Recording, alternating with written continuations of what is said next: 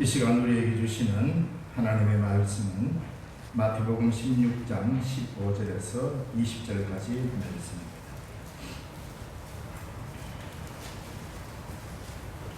신약성경 27쪽입니다. 마태복음 16장 15절에서 20절의 말씀.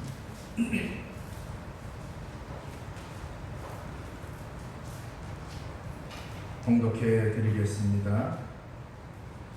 이르시되 너희는 나를 누구라 하느냐? 시몬 베드로가 대답하여 이르되 주는 그리스도시요 살아계신 하나님의 아들이시니이다. 예수께서 대답하여 이르시되 바요나 시몬아 내가 복이 있도다. 이를 내게 알게 한 이는 혈육이 아니요 하늘에 계신 내 아버지이시니라. 또 내가 내게 이르노니 너는 베드로라. 내가 이 반석 위에 내 교회를 세우리니 음부의 권세가 이기지 못하리라. 내가 천국 열쇠를 내게 주리니 내가 땅에서 무엇이든지 매면 하늘에서도 매일 것이요 내가 땅에서 무엇이든지 풀면 하늘에서도 풀리리라 하시고, 이에 제자들에게 경고하사 자기가 그리스도인 것을 아무에게도 이르지 말라 하시니라. 아멘.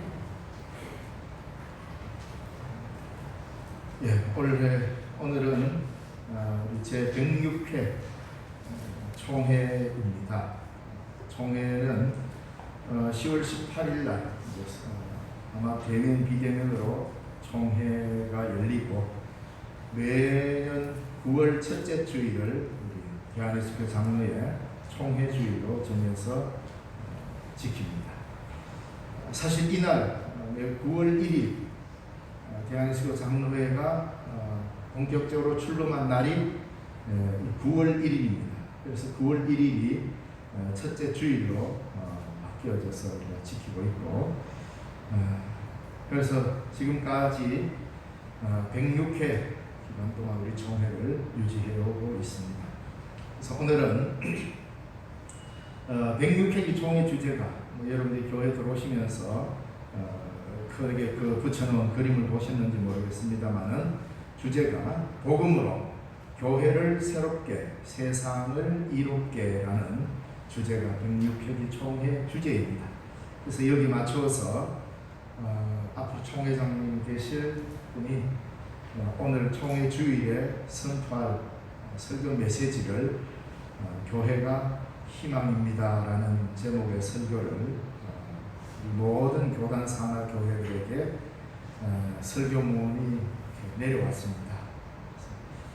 오늘 똑같이 할 수는 없습니다. 각마다 교회마다 사정이 다르기 때문에. 그러나 제목은 동일하게 교회가 희망입니다라는 이 메시지를 가지고 선포해야 되는 주일이기도 합니다. 어쨌든 이 큰 주제 교회가 희망입니다라는 이 메시지는 우리에게 굉장한 울림을 주고 있습니다. 오늘이 거룩한 주일에 저와 여러분이 여기에 와서 이 자리에 앉아서 우리가 예배를 드리고 있다는 것은, 여기에 절망하러 나온 사람은 아무도 없을 것입니다. 바로 우리에게 주실 하나님의 놀라운 희망이 최종적으로 이 교회로 통하여서 우리에게 주어진다는 것은 확신이 있기 때문일 것입니다. 그래서 교회는 이 시대의 희망이 되어야 하고, 오늘 살아가는 현대인들에게도 다른 어떤 것이 아니라 이 교회가 유일한 희망의 근거가 되어야 합니다. 사실. 그러려면 우리 스스로가 이 교회에 대한 희망을 포기하지 말아야 하고, 그리고 더 구체적으로 이야기하자면 바로 이겁니다. 교회는 하나의 건물이 아닙니다. 신령중앙교회 빨간 벽돌의 건물이 아니라 여기 모여있는 각각 개개인 여러분이 그리스도의 이름으로 부름받은 여러분 자신이 에클레시아로서의 교회인 것이지요.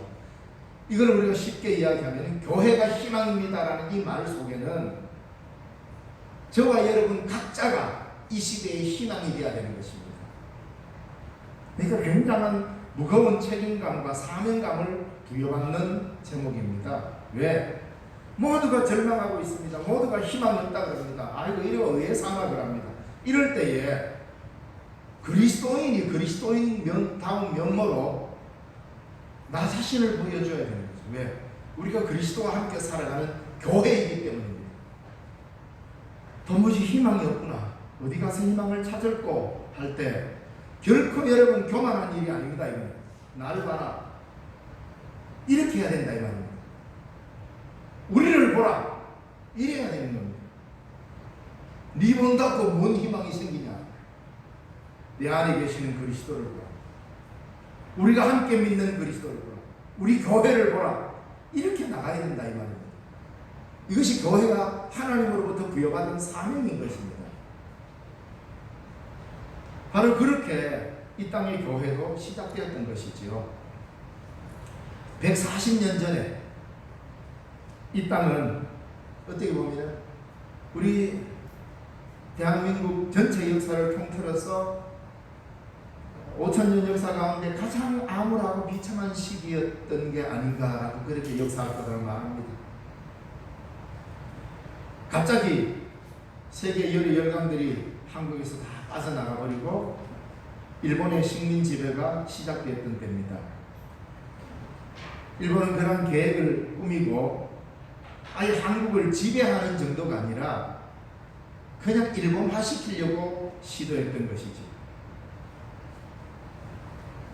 을사늑약을 할 때에 거기에 내용에 보면, 제가 오랜만에 설교를 준비하면서 그 을사늑약 전문이 있습니다. 거기 보면 정말로 좋은 말은 다 써놨습니다. 근데 그 좋은 말이 얼마나 무서운 말인지 모릅니다. 조선과 일본은 하나 되어야 된다. 그러려면 일본의 문화를 따라가야 되고 일본의 황제가 통치하고 뭐 이런 식으로 쭉 해놓고 결국 한국은 국가 자체가 사라지고 모든 통치권이 사라지고 일본이 다 해서 결국은 일본과 하나 되는 내선 일체의 정책을 펴는데 거기에 도장을 찍은 거죠. 을사늑약. 얼마나 심각한 소용돌이 속에 빠졌는지 우리는 잘 압니다. 1905년 일본이 우리나라의 모든 외교권을 박탈하고 을사늑약이 체결되었습니다. 물론 그 뒤에는 미국과 일본의 은밀한 거래인 카스르테프트 밀량이라는 게 있습니다. 그래서 미국이 필리핀과 그 아래 지역을 점령하는 대신에 한 조선 땅에서 자기의 힘을 빼버리고 그리고 일본이 들어오게 되는 거죠. 이건 뭐 역사적으로 이미 다 기록되어 있는 거니까. 그러다가 1907년에 고종 황제가 폐위되고 1910년 8월 29일 우리가 잘 아는 경술국치라고 하죠. 이 잘 모릅니다 사람들은. 8.15 해방은 잘 아는데 8월 29일 우리나라의 모든 국권이 일본으로 넘어가서 1910년 8월 29일이 공식적으로 우리가 일본에 합방이 되던 그런 날입니다. 이걸 경술국치라고 하죠. 그래서 대구 보니까 달서구에서는 이날 조기를 답니다. 역사의 좋은 점만 기록하는 것도 그리고 기억하는 것도 뭐 괜찮지만은 우리가 이런 어려움을 겪었고 이런 수모를 겪은 날이 있다는 것을 기억하는 것도 매우 중요합니다. 그래야 역사를 계속 반복시키지 않게 되는 것이죠. 이래서 나라가 힘들고 어려워졌습니다. 이쯤에 교회는 이 민족의 죄는 우리 교회가 하나님 앞에 바로 서지 못했다며 1907년 평양 부흥운동을 통해서 회개운동이 전국적으로 큰 물결이 일어나게 됩니다. 결국은 놀라운 부흥은 뭐 부흥 강사님이 오셔가지고 뭐 뜨거운 집회를 한다고 해서 부흥되는 게 아니라 가장 근본적인 차원입니다. 회개하지 않으면 결코 교회는 부흥을 경험할 수 없게 되어 있습니다. 그래서 이 교회라는 공동체는 매우 신기합니다. 하나님 우리가 잘못했습니다라고 땅을 치면서 통곡하며 하나님 앞에 우리의 머리를 조아릴 때에 하나님이 일으키시니 이게 부흥운동이 된 거죠. 그래서 전국적으로 놀라운 부흥운동이 일어나요. 이 힘을 받아가지고 한국교회가 3.1운동을 일으키게 됩니다. 물론 부흥운동과 3.1운동의 직접적인 연관으로 딱 몰고 간 것은 아니지만 교회가 역사의 중심으로 들어서면서부터 이 일을 감당해내기 시작합니다. 왜냐하면 고종이 헤이그에다가 밀사를 보내죠. 세 사람이 밀사를 보내가 한일 합방의 부당함을 세계 만민들에게 알리려고 했는데 이게 발각돼 가지고 그 뜻을 이루지 못합니다. 그래서 헤이그 밀사 세 사람이 막 장렬하게 자결을 하는 이런 일도 있었죠. 이때에 한국의 젊은이들이 오늘날 광화문 내거리에 나와가지고 도끼로 땅을 찍으면서 통곡을 하는 이런 일이 있었습니다. 그 시간에 교회에서는 회개 운동이 일어났습니다.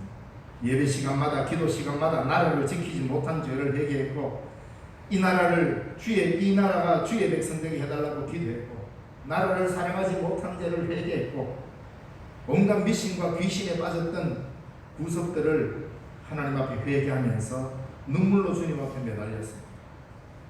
그러면서 그 세월이 지나면서 1919년 3월 1일 3.1 운동을 일으키는데 이때 대한민국의 그리스도인의 숫자가 얼마인지 아십니까? 기독교 인구가 1.3%였습니다. 우리나라 전 국민의 기독교 인구가 1.3%밖에 안 됐습니다. 지금은 25%라고 합니다. 비교가 안 되는 숫자입니다. 1.3%였고 그 당시에 한국의 기독교 인구가 얼마였습니까? 20만이었습니다. 그 작은 숫자였어요. 그런데 이들이 중심이 되어서 3.1 독립 만세운동을 시작했습니다. 다시 말하면 우리의 신앙이 나라 사랑으로, 즉 나라와 민족을 향한 사랑으로 이어지지 않으면 사실 그 신앙은 올바른 신앙이 아닙니다. 그렇다고 해서 민족주의자가 돼가지고 다른 민족, 다문화권에 있는 사람들을 배척하라는 게 아니에요. 오늘 이 땅의 교회는 대한민국 위에 세워져 있기 때문에 저와 여러분은 대한민국의 그리스도인입니다. 대한민국의 그리스도인답게 우리는 나라와 민족을 아끼고 나라를 위하여 기도하는 사람이 되어야 되는 거죠. 바로 우리 대한민국에, 우리 한국 땅에 왔던 기독교가 그렇게 우리에게 다가와서 선교사들이 전해준 복음을 가지고 그 복음의 내용을 가지고 나라와 민족을 지키고 사랑했던 것이죠. 신앙이 더욱더 아름답게 열매를 맺은 거죠. 단순히 예수 믿고 구원 얻자, 예수 믿고 천당 가자 이렇게 우리에게 전해드린 복음을 가지고 실질적으로는 나라를 사랑하고 나라를 사랑하지 못한 것에 대한 회개를 하면서 이 나라의 희망이 교회구나라는 것을 그 당시 사람들, 절망에 빠진 사람들, 나라를 잃어버리고는 어찌할 바 몰라서 매일매일 사람들이 자기 목숨을 스스로 끊는 이런 일들이 너무너무 자주 일어났습니다. 대한민국에. 바로 그때에 교회가 그 시대에 새로운 희망으로 솟아올랐던 것이죠. 그래서 너도 나도 교회의 나라 사랑 운동에 동참하면서 결국에 3.1 운동으로 이어지게 되고 독립운동의 그 가장 가운데 핵심 세력으로서 기독교, 교회가 자리하게 됐던 것입니다. 처음부터 기독교는 고난받는 이 백성들의 친구였습니다. 이 땅에 복음이 1886년에 들어오고 본격적으로는 장로교 선교가 언더우드로부터 시작되었습니다. 그 전에 합신정변이라는 난이 일어나면서 여러분들이 잘 아는 민영익이라는 사람들과 그 동료들이 큰 부상을 입게 되었죠. 그때에 부상을 입고 사경을 해갈 때에 마침 그때 한국에 들어와서 의료 선교를 하고 있는 알렌이라는 사람이 그를 외과적으로 수술을 해서 치료를 해서 멀쩡히 살려버립니다. 이때에 임금과 신하들이 그걸 보고는 큰 충격에 빠집니다. 어떻게 저 사람들을 살릴 수 있을까? 그래서 한국 땅에도 근대화된 병원을 세우자 해서 알렌 선교사를 초대 원장으로 세운 게 광해원입니다. 우리나라 최초의 서양 의료시설로 이 병원을 세웠습니다. 이때가 1884년, 85년대였어요. 그러니까 독립운동하기 이전부터 벌써 이 땅에 선교사들을 통하여서 교회가 선교사들로 통하여 복음과 함께 의료시설이 들어오게 되고 이 민족을 새롭게 하는 새로운 희망으로 이 복음이 떠오르게 된 거죠. 일제강점기 때는 어떻습니까? 나라를 빼앗기고 언어를 잃어버리고 국권을 잃어버린 이런 비참한 상황에서 교회는 이렇게 생각했습니다. 이 백성을 살리는 길은 교육밖에 없다. 그래서 이 땅에 온 선교사들과 교회는 학교를 세우기 시작했습니다. 우리가 잘 아는 1884년에 배제학당이 세워지게 되고 그 다음에 이화학당이 세워지게 되고 그러면서 한 15년 정도 지나면서 본격적인 대학이 세워지기 시작합니다. 이화대학교, 그리고 1915년에 우리가 잘 아는 연세대학 전신 연희대학. 이렇게 생긴 학교가 한국 땅에 얼마나 많아졌느냐. 장로교 선교사님들이 일제강점기 동안에 이 땅에 세운 학교의 수가 609개가 됩니다. 그리고 감리교 선교사들이 세운 학교의 수가 약 200개가 됩니다. 이렇게 저렇게 황무지 같은 이 땅에 선교사들과 교회에 의해서 세워진 학교가 일제강점기 때 900개가 넘습니다. 세계 역사에 이런 유례가 없습니다. 예를 들어서 선교사가 학교를 아무리 많이 지으려고 한들 배울 생각이 없으면 학교 소용없습니다. 뭐 학교 세워놔도 뭐 배우러 안 가고 뭐 그냥 뭐 놀기 바쁘고 뭐 노름하기 바쁘면 누가 그 학교 가겠습니까? 나라를 되찾을 수 있는 것은 그동안 우리가 배우지 못했기 때문이라는 이 마음 때문에 교육의 열기가 폭발을 하면서 그가 아울러서 선교사들이 세운 학교가 수없이 세워지면서 거기에 들어간 학생들 대부분이 그리스도인이 되는 이런 역사가 일어나기 시작하면서 교회가 쫙 자라게 됩니다. 왜? 그 당시 교회가 그 암울한 시대의 희망이었던 겁니다. 새로운 백성들의 암담하고 더 이상 살 희망이 없을 그때에 이 땅의 교회가 백성들에게 희망을 보여주는 것이죠. 실제로 그것이 희망이 꿈이 연대가 맺는 이런 일이 일어나지 않았습니다. 그래서 학교뿐만 아닙니다. 교회마다 아이들을 제대로 가르치자, 아이들을 깨우치는 것이 곧 민족의 희망이다라면서 주일학교 운동이 시작되었습니다. 그래서 동네마다 아이들을 불러 모아서 성경을 가르치고 예국을 가르치고 바르고 정직하고 성실하게 살 것을 교회에서 그렇게 가르쳤습니다. 바른 정신을 가르쳤습니다. 그게 우리가 말하는 주일학교, 교회학교의 모습이었습니다. 바로 그런 곳에서 배운 사람이 독립운동가가 되고 유관순위가 되는 거 아닙니까? 일제의 만행과 수탈로 절망에 빠진 사람들, 낙심하고 살 길을 잃어버려서 삶을 포기하는 사람들이 수없이 생겨난 이때에 어디에도 희망을 찾아볼 수 없을 바로 그때에 바로 단 한 곳에서만 희망을 부르짖기 시작했습니다. 그것이 어딥니까? 교회였습니다. 보는 눈이 달랐다 이 말입니다. 절망의 한복판에 있으면서도 그들은 하나님의 나라를 바라보면서 새 희망을 백성들에게 불어넣어주기 시작했습니다. 단순히 허황된 꿈만이 아니었습니다. 그래서 절망에 빠진 사람들에게 그들은 해방의 꿈을 심어주었습니다. 그래서 교회에서 일제는 출국기 강요를 못하겠습니다. 교회마저도 완전히 문 닫게 할 수는 없잖아요. 그래서 이 사람들이 궁여지책으로 교회 강단에서 설교하는 목사님들, 주일학교 학생들을 가르치는 선생님들에게 출애굽기와 요한계시록을 읽지 못하게 만들었습니다. 다른 거 다 읽어요. 여러분, 일본 사람 보통 아닙니다. 성경의 메시지가 얼마나 강력한지, 이 백성들에게 주는 희망의 메시지가 어디서 나오는지를 잘 봤던 거죠. 그래서 출애굽기를 읽지 못하게 하고 요한계시록을 읽지 못하게 해서 꿈을 꾸지 못하게 했습니다. 그렇다고 교회가 거기에 집니까? 하나님은 살아계시다고, 하나님이 이 민족을 버리지 않았다고 교회에서 그렇게 이야기하고 선포했습니다. 그래서 수많은 독립운동가들이 교회에서 나온 이유가 있습니다. 왜? 하나님의 말씀과 교회에서 들었던 새 희망이 그들을 꿈틀거리게 만들었던 거예요. 그리고 이 백성이 하나님의 품으로 돌아오면 희망이 있다고 선포하면서 한국 교회가 그때 큰 비전을 제시하면서 해방 직전과 직후로 지나면서 한국 교회가 부흥하는 기기를 마련하게 됩니다. 비극의 땅에 희망의 복음이 선포되었습니다. 그때부터 이 나라가, 이 민족이 살아나기 시작했죠.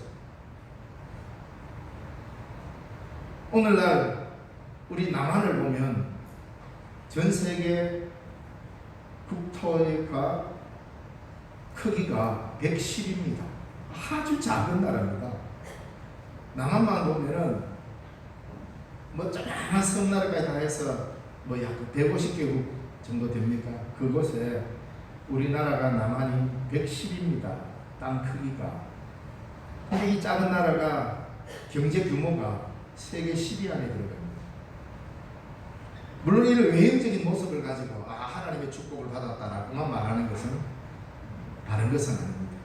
지금 우리가 진짜 이것을 하나님의 복으로 알고 이 크고 엄청난 이 외형적인 축복들을 얼마나 잘 활용하고 있는가는 또 다른 문제이고, 어쨌든 그 삶의 원동력이 되어서 어떠한 어려움이 부닥쳤을 때는 거기에 굴복하고 포기하지 않는 정신을 교회에서 가르쳤잖아요. 그 정신이 예수 믿든 안 믿든 이 민족에게 전파되어서 오늘 우리로 하여금 여기에 살게 만들었던 것입니다. 민족의 정신을 인도했던 것, 이끌었던 것입니다. 매우 중요합니다. 그들이 예수를 믿든 안 믿든 이 민족의 정신을 바로 세웠던 것입니다. 왜? 포기하지 마라. 가장 어두운 시대에도 우리는 찬송을 부를 수 있다. 바울과 실라가 깜깜한 지하 감옥 한밤중에 손과 발에 착고에 닫혀서 꼼짝 못하는 바로 그 자리에서 그 한밤중에 그들은 하나님을 찬미하며 그 찬송이 온 감옥에 들려질 때 하나님의 놀라운 역사가 일어나는 것처럼 가장 어두운 시대에 희망을 노래했던 교회는 그 시대를 새롭게 한 것은 맞습니다. 그래서 우리는 지금 이렇게 누리는 이 좋은 평화가 어디서부터 왔는가? 바로 우리 믿음의 선배들의 그 처절한 투쟁을 통하여서 우리에게 남겨진 것이라는 것을 결코 잊어서는 안 됩니다. 자, 그때 꿈꾸던 희망, 상상이나 했겠습니다. 전 세계에 10위의 경제권을 가지는 나라가 되고 온 세상에 한국이라면은 무사통과하는 이런 시대가 됐습니다. 여러분 아마 좀 코로나 때문에 외국에 못 나가서 그렇지. 외국에 한번 나가보십시오. 대한민국 여권만 가지면 못 가는 나라가 없습니다. 잘만 하면 북한도 갑니다. 그만큼 이 하나님이 주신 이 복을 우리가 그저 받았다. 맞습니다. 그러나 바로 우리 믿음의 선배들에 의해서 주어진 것이에요. 그 대가가 뭡니까? 가장 어둡고 험난했던 시대에 교회로 통하여서 그들은 희망을 보았던 그 믿음이 있었던 것입니다. 최근에 조사를 했는데 이상하게도 한국 5000년 종교 역사상 처음으로 기독교가 제1종교가 되었습니다. 이때까지 계속 불교였습니다. 뭐 우리가 25% 기독교인이라고 하니까 최고인 줄 알았는데 실제로 불교인이 훨씬 더 많았습니다. 왜냐하면 아무 일 안 하다가 4월 초팔이나 1년에 한 번 절에 가도 그 사람 불교인입니다. 그러잖아요. 근데 최근에 종교조사에서 기독교가 제1종교가 되어 있습니다. 근데 조금 아쉬운 점은 국가에서는 이단과 정통국은 뭐합니다. 네, 이게 조금 어쨌든 간에 뭐 그렇게 있습니다. 근데 이게 여러분 140년 만에 140년 만에 이룬 일입니다. 기독교가 한국의 제1종교가 됐다. 기독교 역사 140년, 서양은 여러분 기독교 역사가 2000년이 다 돼갑니다. 그렇지 않습니까? 그 긴 역사를 자랑하고 있습니다. 그러니까 140년 만에 이런 걸 이루었다고 물론 좋아할 것도 있지만 앞으로 우리는 이 긴 역사를 어떻게 이어갈 것인가 한번 생각해 봐야 됩니다. 과연 우리는 수백 년간 1000년 이상을 기독교 역사를 만들어갈 수 있을까도 생각하고 우리는 교회에 희망을 걸고 살아야 합니다. 단시간 안에 이루었다는 것 칭찬받을 만하고 아름다운 일이기는 하지만 거기에 매몰돼서는 안 된다. 최근에 몇몇 미성숙한 교회들의 모습이 드러나면서 비판과 비난의 중심에 서 있는 것은 참으로 안타까운 일이기는 합니다. 그러나 저는 분명히 믿습니다. 언제나 변함없이, 아니 지금도 한국교회는 이 땅에 희망이 되고 있다라고 저는 믿습니다. 왜? 여기에 희망이 없는데 제가 말라고 목회를 하고 설교를 하겠습니까? 여러분도 똑같습니다. 이 교회가 이 땅에 희망이 되지 않는데 여기 왜 나오겠습니까? 그래서 주일날 정치니까 안 가면 목사님 전화 오니까 뭐 그래 나오는 건 아니잖아요. 주일 교회 안 오면 목사님한테 눈치 보이고 그래서 나오는 거 아니죠. 딱 하나, 이 교회만이 어쨌든 이 시대에 희망을 줄 수 있는 것이고, 내가 바라는 모든 희망도 바로 이 교회 공동체로 통하여서 이룰 수 있다라는 것, 이 믿음 때문에 나오는 거 아닙니까? 그렇기 때문에 교회는 이 시대에 가장 중요한 희망의 근거가 된다 말할 수 있는 거 아닙니까? 누가 뭐래도 한국교회는 이민족의 희망입니다. 교회는 세계 역사의 희망이기도 하고, 하나님께로 교회로 민족이 돌아오면 이 민족은 다시 새로운 희망을 맞이하게 될 것입니다. 이 일을 오늘 우리가 그 희망을 갖고 교회의 근본을 이야기하고 선포해야 되는 것입니다. 이 땅에 오신 예수님, 오늘 본문에 보면 인류를 구원하기 위하여서 교회를 세우시고 하나님께로 들림받아서 하나님 보좌 우편에 가 계십니다. 그리고는 내 교회를 세우리라.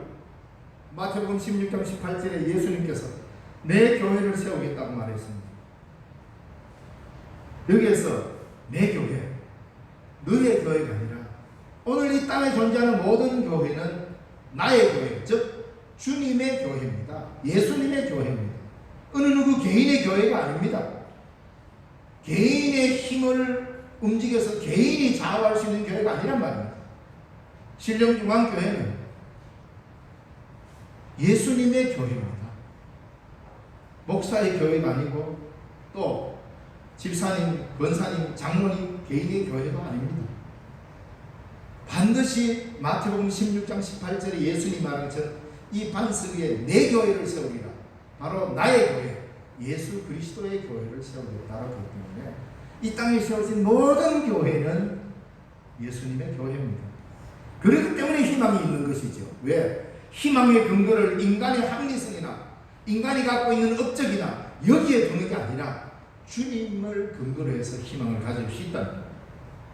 이 땅에는 큰 교회도 있고 작은 교회도 있고 오래된 교회도 있고 방금 생겨난 교회도 있고, 어쨌든 어저께 막 시작한 교회가 있다 하더라도, 지금부터 100년 전에 세운 교회가 있다 하더라도 모든 교회는 바로 주님의 교회인 것입니다. 예수님은 이 말씀을 어디서 했습니까? 가이사라 빌립보에서 이 이야기를 했습니다. 가이사라 빌립보라는 지역에서 제자들에게 교회의 근거와 출발을 이야기했다는 것은 매우 의미심장한 겁니다. 같은 말을 하더라도 어디에서 했다라는 것이 매우 중요하죠. 가이사라는 흔히 말하는 카이저, 황제라는 말입니다. 황제. 필립 황제. 황제가 황제에게 바쳐진 도시입니다. 그러니까 그 도시는 황제 숭배가 들끓는 도시입니다. 이 가이사라 빌립보 이 지역에는 황제를 숭배하는 곳도 있고 황제를 우상시하는 모든 제도적 장치가 다 되어 있는 곳입니다. 그러니까 그곳에는 로마의 귀신들이 울거리는 곳이죠. 거기는 어딥니까? 가이사라 빌립보라는 이 지역에서는 의도적으로 베드로는 주는 그리스도시요 살아계신 하나님의 아들입니다라는 이 메시지는 그래서 단순한 신앙 고백이 아닙니다. 네 예수를 누구로 믿노? 오늘 교회에서 세례받을 때나 공부할 때 당신은 예수를 누구로 믿습니까? 주는 그리스도시요 살아계신 하나님의 아들입니다. 물론 대단한 고백이고 자기 신앙 고백이니까 위대합니다. 그거 자체가 그걸 자체를 폄하시켜서는 안 되지만, 이걸 가이사라 빌립보라는 땅에서 그 도시에서 했다는 것은, 왜? 그 도시에서는 황제가 곧 신입니다. 황제가 그 시대를 먹여 살리는 메시아입니다. 그리스도입니다. 모든 사람들이 그렇게 말을 하도록 요구받고 그렇게 말하도록 가르치는 데가 가이사라 빌립보란 말입니다. 왜? 빌립 황제를 추앙하기 위해서 바쳐진 도시니까. 바로 그 도시에서 주는 그리스도시요 살아계신 하나님의 아들입니다. 라는 고백을 해요. 그러니까 그 도시는 눈에 보이는 황제가 신이고 하나님인 것이죠. 하나님 왕입니다. 역사의 주인은 하나님이십니다. 당신만이 메시아입니다. 당신만이 우리의 희망입니다. 이 말 아닙니까? 그러니까 그 가이사라 빌립보라는 가장 어두운 도시, 복음과는 가장 멀 수밖에 없는 그곳에서 예수님을 메시아로 그리스도로 고백을 했다. 이게 바로 그곳에서 예수님을 아는 겁니다. 가장 우상이 들끓고 로마의 흉악한 귀신들이 들끓는 바로 그 도시 한복판에서 주는 그리스도시요 살아계신 하나님의 아들이십니다라는 이 믿음의 고백이 있다면 그 암울한 도시 한복판에서도 하나님의 놀라운 희망이 움튼다는 겁니다. 바로 그곳에서 뭘 세우겠다? 내가 주님이 나의 교회를 세우겠다라고 선언해 겁니다. 그래서 교회는 바로 그런 자리에 세워지는 겁니다. 여러분, 우리는 종종 이렇게 생각합니다. 우리 편에서 볼 때 저는 저런 생활을 참 좋아합니다. 그렇죠? 막 가서 농사도 좀 짓고. 그런데 교회는 제가 볼 때 저는 교회는 올바른 교회는 내가 살아가는 가장 어두운 내 한복판에 희망을 제시해주는 교회가 되어야 되는데, 그것을 벗어나서 주일마다 뭐 기분 좋은 곳으로 가서 우리끼리 모여가지고 좋은 공기 마시면서 예배드리고 오자. 물론 내 삶의 자리로 침투에 들어가서 그곳에서 희망을 주는 것 중요하지만, 예수님께서 교회의 위치를 가이사라 빌립보라는 지역에서 내가 네 신앙 고백 위에 내 교회를 세우겠다라는 그 지역과 고백의 장소의 특징들을 살피면 교회가 어디에 위치해야 되느냐, 그 시대의 가장 암울한 자리에, 그 시대에 하나님을 가장 부정하는 곳에 하나님의 교회를 바로 세워서 그 시대의 희망이 되고 나옵니다. 이게 일제시대 때 우리 교회가 감당했던 겁니다. 살만하니까 좀 돈도 좀 있고 하니까 좋은 장소 물색해서, 물론 뭐 그걸 제가 나쁘다고는 다 판단하는 건 아닙니다. 좋을 수 있습니다. 신앙생활은 여가생활이 아닙니다. 믿음생활은 여가생활하러 가는 게 아닙니다. 전투적이어야 합니다. 우상이 들끓는 한복판에서 예수의 믿음으로 진격해 들어가고 그들을 극복해내는 이 희망을 주는 것이 교회입니다. 유유자적하며 유람선 타고 뱃놀이 하는 데가 아닙니다. 교회. 왜? 그런 전투적 신앙을 가질 때만이 우리는 이 시대에 희망을 가질 수 있습니다. 자주 우리는 신앙적으로 모험하려고 하지 않습니다. 적당하게 그냥 좀 예수 믿고 적당하게 살다가 좋은 곳에 가는 이런 형태의 신앙을 꿈꿀 때가 많죠. 물론 살다 보면 우리가 많은 어려움을 겪습니다. 힘든 일을 겪습니다. 우리 인생 자체가 그렇지 않습니까? 그러다 보니까 이리 치이고 저리 치이서 그리스도인이 전투력을 상실하는 상황도 있습니다. 여러분, 군인 중에 모두 다 용감한 군인이 있는 건 아닙니다. 전쟁터 가보면 싸워야 이기기는 하지만 전쟁터에 있는 군인이라고 해서 전부 다 막 목숨 내놓고 싸우지 않습니다. 때로는 동료 중에 총 쏠락하니까 방아쇠 하나 당기지 못할 만큼 연약해져가 있는 이런 군인들도 있습니다. 힘이 들어가지고 꼼짝달싹 못하고 도망도 가야 되는데 도망갈 힘도 없는 이런 연약한 사람이 있습니다. 그런 자들은 강한 자가 책임져야죠. 그래서 공동체가 필요하단 말입니다. 신앙생활을 혼자 하는 게 아닙니다. 함께 해나가는, 함께 어깨를 구축해서 함께 감으로 인하여서 우리는 다 같은 전투력을 가진 십자가 군병으로 살아가는 거예요. 그래서 우리 교회는 마치 유유자적하는 그저 여가 활동하는 교회가 아니라 이 시대의 희망이 되려면 이 시대의 불안과 어둠과 싸워야 합니다. 그게 바로 예수님께서 싸워오신 방법입니다. 그러면서 예수님은 나의 교회를 세우겠다. 나의 교회를 세우겠다라고 말하죠. 그러니까 주님의 교회일 때만이 교회는 진정한 희망으로 이 시대를 이끌어갈 수 있다 이 말. 그러면서 예수님은 교회에다가 두 가지 선물을 주시면서 이 두 가지를 이야기합니다. 그 하나는 뭡니까? 천국 열쇠를 주겠다. 교회는 기도라는 천국 열쇠를 가진 공동체입니다. 앞길이 답답하고 힘듭니까? 하나님께서는 베드로한테만 딱 준 게 아닙니다. 이 믿음의 고백을 하는 우리 교회에 이 기도라고 하는 천국 열쇠를 줬습니다. 여기서 기도하고 여기서 풀면 하늘에서도 풀리고 여기서 받으면 하늘에서도 다칩니다. 다시 말하자면 무슨 말입니까? 야, 나는 능력 받아서 기도할 때마다 막 열고 닫는 능력을 받아야 되겠다. 이게 아닙니다. 조심하셔야 됩니다. 하나님의 나라의 문을 열고 닫는다라는 이 의미는 뭐냐면 이 땅의 이 교회의 모든 권위, 이 땅의 교회의 모든 권위가 하늘과 직결되어 있는 것이고, 다시 말하자면 하나님의 나라의 모든 것들을 보여줄 수 있는 장소가 이곳이고 하늘의 모든 것들을 닫아버릴 수 있는 것도 이곳입니다. 그만큼 하나님께서는 이 교회를 사랑하시기 때문에 열고 닫는 모든 키의 근거를 교회에다가 주님은 주셨습니다. 이 믿음을 고백하는 데 이건 뭐 대단한 키 하나 잡아서 뭐 부자 됐다 이런 의미가 아니라 하늘과 땅의 가장 밀접한 관계를 유지할 수 있는 곳이 교회라 이 말입니다. 천국을 왜 봅니까? 누가 봅니까? 아무도 못 봅니다. 어디서 봅니까? 여기서 보라는 거예요. 그게 뭡니까?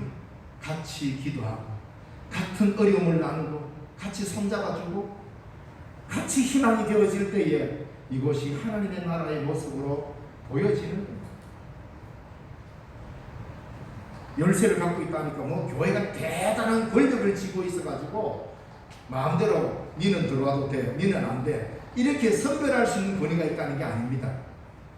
그만큼 교회는, 이 땅의 교회는 하나님의 나라의 전형으로서 그런 권세를 위임받은 것이지 내가 그 권력을 행사할 수 있는 것은 아니라는 거예요.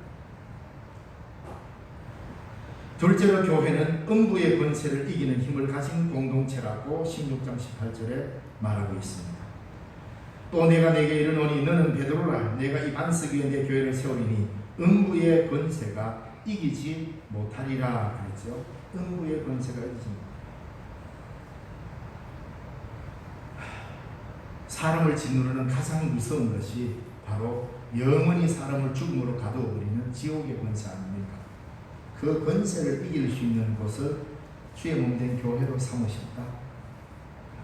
놀라운 말이고 이 세상의 모든 인간을 그냥 끌어들이는 어둠의 권세, 이 세상의 모든 인간을 하나님을 반역하고 그릇된 길로 가게 만들며 결국은 죽음에 이르도록 만들어버리는 그 무시무시한 어둠의 권세, 이 권세를 이길 힘 어디에 주었습니까?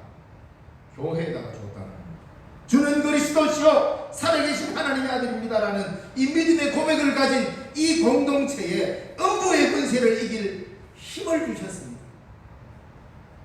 근데 우리가 그런 권세를 받았는데 제대로 써먹지도 못하고 비실비실거리면 안 되겠죠. 하나님의 교회, 주님의 몸된 교회가 이런 권위를 갖고 있습니다. 이건 우리가 만드는 권위가 아니라 주님으로부터 받은 권위입니다. 절망과 좌절이 판을 치고 온갖 어둠의 영들이 우리를 휘감아 희망을 보지 못하게 만들 때 예수 이름으로 물리치고 교회는 이 시대의 희망이 되어야 되는 것입니다. 바로 그거. 일제시대 때는 바로 백성들로 하여금 꿈꾸지 못하게 만들었고 모든 것을 빼앗아버리는 그 암울한 시대, 그 음부의 권세를 이기는 유일한 통로가 교회가 되었다. 그래서 우리도 이 시대에 코로나19 시대에 많이들 힘듭니다. 사람에게 치이고 여기서 치이고 얼마나 힘겨운 시절을 우리가 살아갑니까? 마음 놓고 교제할 시간도 없고 그렇다고 해서 우리는 좌절해서 있어서는 안 됩니다. 하나님 앞에 엎드려 기도하면서 천국의 문을 열어가면서 절망에 빠져서 희망을 잃어버린 사람에게 우리가 먼저 하나님 앞에 중보 기도하며 하늘을 열어젖히고 보라, 이것이 우리의 희망이라고 보여줘야 하는 것입니다. 절망이 휘감아오는 음부의 권세를 예수 이름으로 이기고 우리의 믿음으로 이겨내는 그 장면들을 가르쳐주는 데가 교회입니다. 교회는 이런 놀라운 권세를 부여받았습니다. 그러므로 우리는 이 시대에 유일한 희망이 어디에 있을까 묻는다면 서슴없이 교회입니다. 주님의 교회입니다 라고 대답해야 됩니다. 그 주님의 교회를 오늘 우리에게 위임해 주셨고 우리가 그 교회가 되도록 부름을 받았던 것입니다. 저와 여러분은 오늘 이 자리에 앉아 예배드리고 여기서 신령중앙교회라는 이름으로 이 자리에 앉아 있다는 것은, 여기 앉아서 예배드린다는 것 이것 자체만으로도 우리는 이 시대의 희망이 되는 것입니다. 이걸 보여줘야 되는 거예요. 그래서 어떤 일이 있어도 우리는 절망하면 안 돼요. 그리고 한 사람 한 사람에게도 이 절망을 심어서는 안 됩니다.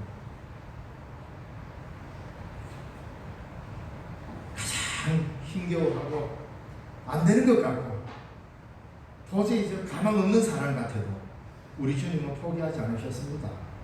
그 속에 희망을 심고 희망을 불러일으켰습니다. 교회가 해야 될 일이 바로 그겁니다. 그러므로 우리는 당당하게 일어서서 말씀을 붙들고 기도의 능력을 믿고 믿음을 가지고 나아가야 할 것입니다. 교회의 이런 권위를 어둠은 싫어합니다. 귀신들과 마귀들은 싫어합니다. 그러나 우리가 이 믿음을 고백하고 이 믿음으로 나아갈 때 음부의 권세가 그 수압이라는 것을 알게 될 것입니다. 우리가 희망을 가지지 않으면, 희망을 포기하는 그 순간 음부의 권세가 얼마나 막강하게 인간을 지배하는지를 알게 될 것이고, 우리가 희망을 가지고 그리스도의 부활을 믿으며 나아가면 이 음부의 권세가 얼마나 보잘것없는 것인지를 알게 될 것입니다. 우리에게 주신 그리스도께서 우리에게 주신 믿음은 바로 그런 것을 좌우하고 있습니다. 교회가 희망입니다. 그리스도가 희망입니다. 라는 굳건한 믿음이 있다면 아무리 어두운 음부의 권세라 할지라도 결국은 그 수압일 뿐입니다. 그러나 여러분이 예수 안에서 희망을 포기하는 순간 이 음부의 권세가 얼마나 막강하게 인간을 짓누르는지 알게 됩니다. 그러므로 우리는 믿음으로 그리스도의 말씀을 붙잡고 용감하게 이 한국교회를 위해 기도하면서 그래도 마지막까지 이 땅의 교회가 희망이다, 이 믿음을 가지고 이 땅의 교회를 지켜가는 저와 여러분 되길 바랍니다. 기도하겠습니다. 살아계신 하나님 아버지, 은혜를 감사드립니다. 오늘도 우리 제106회기 총회주의를 맞이하여 주의 말씀을 함께 나누었습니다. 이 땅의 교회가 희망을 가질 때 비로소 이 땅도 살고 우리도 살고 이 민족도 살고 이 땅과 이 나라의 역사도 살아남을 우리는 역사를 통해서 배웠습니다. 주님의 말씀에 근거하여 결코 희망을 잃지 않고 주의 말씀 부여잡고 이기며 나아가는 저들 되게 하여 주옵소서. 무엇보다도 하나님의 성령으로 충만케 하여 주시고 위로와 평화의 주님께서 우리에게 오셔서 새 희망을 불어넣어 주셔서 이 시대를 이기게 하시고 이 역사를 이기며 나아가는 주의 백성들이 되게 하시며 이 땅의 교회가 되도록 도와주옵소서. 그 교회 가운데 있는 우리의 한 사람 한 사람을 주의 영으로 붙잡으시고 성령으로 충만케 하여 주시옵소서. 예수님 이름으로 기도드리옵나이다. 아멘. 찬송가